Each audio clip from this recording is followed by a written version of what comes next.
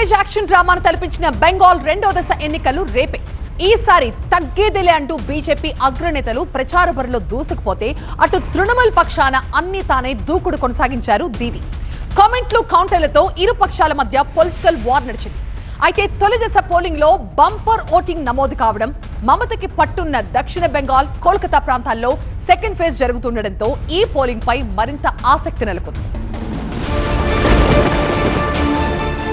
బెంగాల్ రాజకీయ భవిష్యత్తును శాసించే రెండో విడత సమరానికి కౌంట్ డౌన్ మొదలైంది. బెంగాల్ గడ్డపై ఇన్నాళ్లు పేలిన మాటల తూటాలకు బ్రేక్ పడింది. కోల్కతా, హౌరా, హుగ్లీ, నదియా 24 పరగణాల జిల్లాల్లోని 142 నియోజకవర్గాలకు ఈ నెల 29న పోలింగ్ జరుగుతుంది. బెంగాల్లో ఈసారి ఖచ్చితంగా పాగా వెయ్యాలని భావిస్తున్న బీజేపీ అందుకు తగ్గట్టుగానే ప్రచారాన్ని పీక్స్ కు తీసుకువెళ్లింది. తమకు బలమైన రాజకీయ ప్రత్యర్థిగా ఉన్న తృణమూల్ను ఎలాగైనా ఓడించాలని భావిస్తున్న మోదీ, అమిత్ షా ద్వయం గతంలో ఎన్నడూ లేని విధంగా ఇక్కడ ప్రచారం చేపట్టింది. సుమారు వారం రోజుల పాటు తన షెడ్యూల్ను కేటాయించిన ప్రధాని మోదీ ఏకంగా 14 సభల్లో పాల్గొన్నారు. ఆదివారం బెంగాల్లో చివరి ఎన్నికల ప్రచారంలో పాల్గొన్న మోదీ మళ్లీ బెంగాల్లో బీజేపీ ముఖ్యమంత్రి ప్రమాణ స్వీకార కార్యక్రమానికి తిరిగి వస్తానని చెప్పారు. ఇక బెంగాల్ ఎన్నికల్లో జల్మురి ఇష్యూ మరో హైలైట్.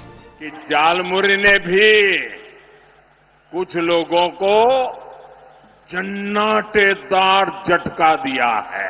जालमुरी मैंने खाई, लेकिन जाल टीएमसी को लगी है. కేంద్ర హోంమంత్రి అమిత్ షా కూడా తనదైన శైలిలో విపక్షాలపై విరుచుకుపడ్డారు. గతంలో మమతా, కాంగ్రెస్ ప్రభుత్వాలు ఉగ్రవాదులకు బిర్యానీలు తినిపించేవారని, కానీ తమ ప్రభుత్వం ఉరి దాడికి సర్జికల్ స్ట్రైక్స్ తో, పుల్వామా దాడికి ఎయిర్ స్ట్రైక్స్ తో, పహల్గాం దాడికి ప్రతీకారంగా ఆపరేషన్ సింధూర్ చేపట్టామని గుర్తు చేశారు. బెంగాల్లో బీజేపీ అధికారంలోకి రాగానే అక్రమ చొరబాటుదారులను ఏరివేస్తామని అమిత్ షా స్పష్టం చేశారు. మే 4న సంబరాలకు సిద్ధంగా ఉండాలని పిలుపునిచ్చారు.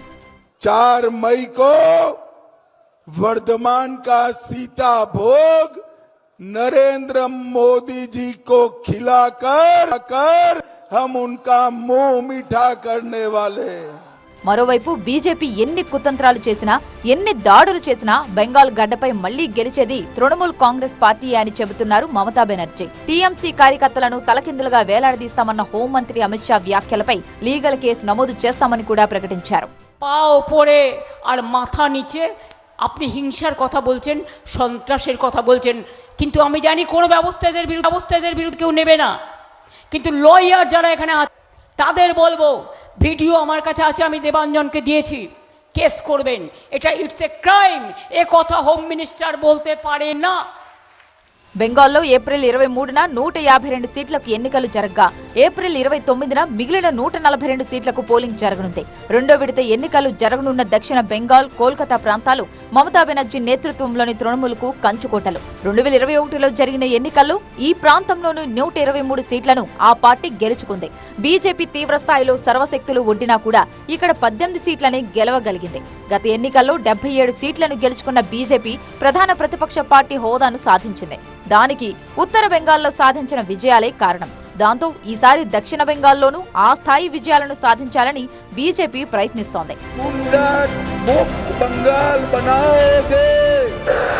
29న జరగనున్న రెండో విడతలోనే సీఎం మమతా బెనర్జీ, ప్రతిపక్ష నేత సువేందు అధికారి రాజకీయ భవితవ్యం తేలనుంది. భవానీపూర్లోనే ఈ అగ్రనేతలిద్దరూ పోటీ పడుతున్నారు.